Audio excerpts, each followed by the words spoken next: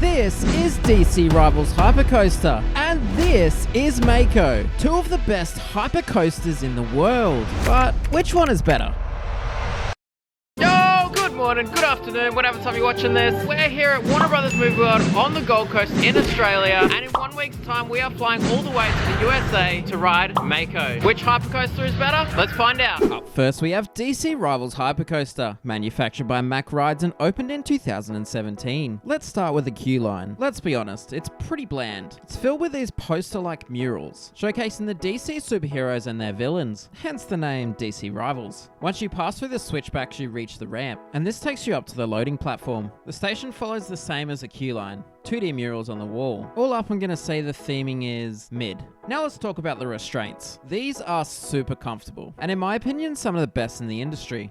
They allow for smooth, pain-free airtime, which I'm sure we can all appreciate. These restraints are getting my tick of approval. Now, let's talk about the ride experience. You start by climbing a 202-foot lift hill. Once reaching the top, you now pass under the ride's iconic Joker face. But before you know it, you're free-falling down a 195-foot drop. And at the time of recording, I've got 178 roller coaster credits, and this still holds up. Still one of the best I've ever experienced. You get whipped down the drop, especially in the back rows, twisting to the right, and this gives a huge amount of ejector airtime. But before you know it, you're racing up into the Camelback Hill, and this is the one element on DC Rivals that gives you floater airtime. Is it as good as Mako's? I guess we'll find out soon. You now start to enter the standout element, in my opinion, of DC Rivals Hypercoaster, the non-inverting loop. And this element, I can only describe it, gives you like twisting ejector airtime. It's absolutely mental. That one element there. If DC Rivals was to beat Mako, that is the reason. That is the reason. You now enter the Stengel Dive, and this element is quite mid. Doesn't offer a lot. But here's the sleeper element of DC Rivals, the turnaround. I honestly think this element gets overlooked. It's absolutely incredible. It pulls you down to the left, and in some seats you even get ejector airtime. Next up, there's a couple S-bend turns, and then you hit another airtime hill before coming into the downfall of this ride, the helix. Me personally, I rather negative G's than positive G's, but this element just kills all the pacing. As soon as I enter this element, I'm pretty much just sitting there waiting to exit the element. Next, you get another S-bend turn and then enter the great finale of DC Rivals. 3 back-to-back bunny hills, which offer incredible ejector airtime. You hit the brakes with still a lot of speed, which is always a plus in my books. Here's my reaction when I came off the ride. First initial thoughts as soon as I came off that first drop and the non-inverting loop is definitely the standout elements on this coaster. If Mako wants to beat DC Rivals, it's gonna have to do something incredible. The one letdown for DC Rivals is definitely the helix. It just kills the whole vibe. It just stops all the pacing. Everyone on the train actually just went quiet. You could tell no one really enjoyed that element. I know Mako does not have a helix, so will the pacing make it better than DC Rivals? But I think it's time. Let's go get on a plane and let's go to Orlando.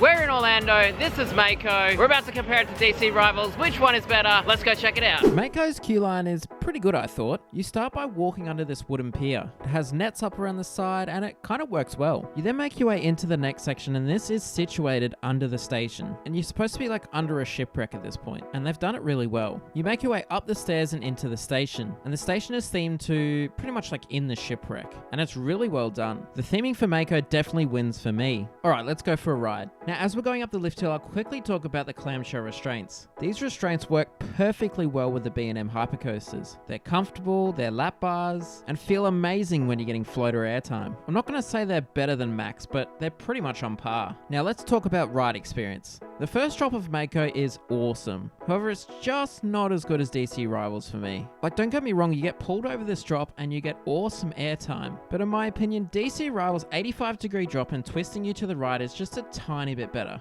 You now enter a left overbank turn which hugs the lake. I must say, Mako's location is easily better than DC Rivals. You now enter my favorite airtime hill on the ride, and this one offers amazing floater airtime. Next up is the Hammerhead turnaround, and while it's good, it just doesn't offer as much as DC Rivals for me. Following up, you hit another airtime hill, and this is the downfall for this ride. The trims here, just before you hit the airtime hill, hits hard, unfortunately. You can definitely feel it. Just like DC Rivals Helix, this is a vibe killer. Next is another airtime hill, followed by another airtime hill. You can clearly see the theme of this ride. Floater airtime after floater airtime. You dive down off the mid-course into, yep, you guessed it, another airtime hill. You then go down, slowly bank to the right, and this is a really picturesque end to the ride. A slight bank to the left, then you swoop down over the lake, all the way up into the brake run. So there you go, there's both of the hypercoasters, DC Rivals and Mako. Which is the better hypercoaster? Well, that's up to you really. If you like a more intense ride with more ejector airtime, more insane moments, I'm gonna give that to DC Rivals. But if you like a more re-rideable, more floater airtime, you know, a super really fun ride, Mako's the ride for you. In my personal opinion, I give it to DC Rivals. Let me know what you think down in the comments below, and I'll see you in the next one.